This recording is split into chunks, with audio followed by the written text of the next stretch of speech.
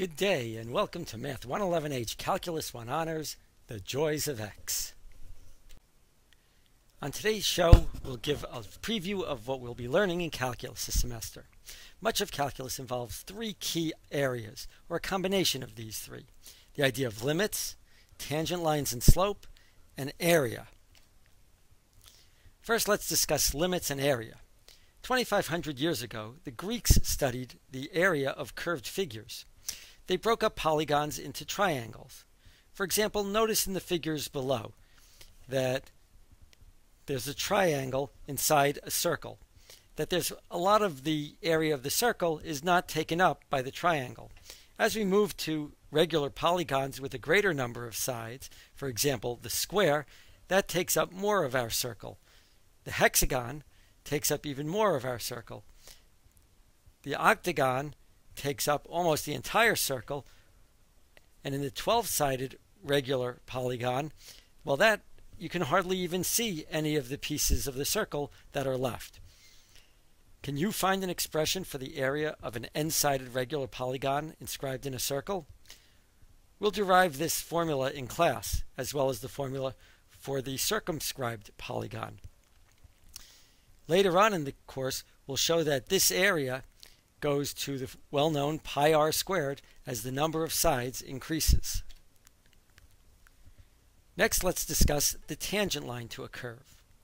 In order to write the equation of a line, you either need to have the coordinates of 2 points on the line or the coordinates of 1 point and the slope of the line. So on the black curve, let's note the points A and B. The line segment from A to B is called a secant line. As the point B moves down on our curve towards C, we get a new secant line. And as the point moves further and further down the curve, we would end up with just a point at A. And the line going through that point at A in the direction of the secant lines as the other point on the secant line gets closer and closer to A, that's what we call the tangent line.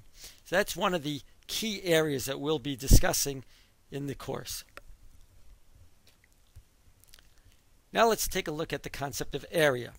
In the circle example earlier, we saw that the Greeks broke up polygons into triangles.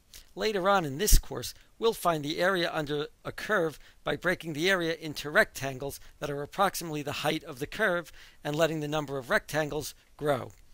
So on the right, in the top figure, we have the curve y equals sine x, and we've drawn 4 rectangles underneath the curve, and these rectangles account for a fair fraction of the area under the curve, but they still leave a lot unaccounted for. As we increase the number of rectangles to 8, there's less of the area under the curve that's unaccounted for, and as we continue to increase the number of rectangles, we have a smaller and smaller amount of the area that's left unaccounted for.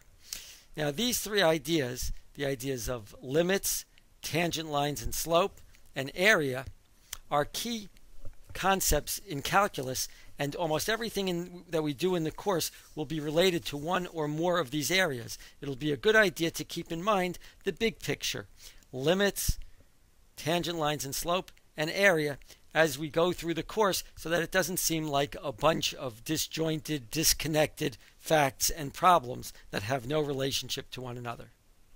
Let's take a moment for some math culture. There was a mathematician who was showing off a new proof that she came up with to a large group of peers at a math convention.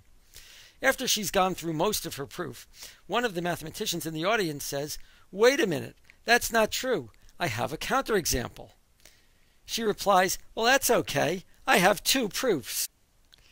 Thank you for joining us today. Have a great day, and may the power of math be with you.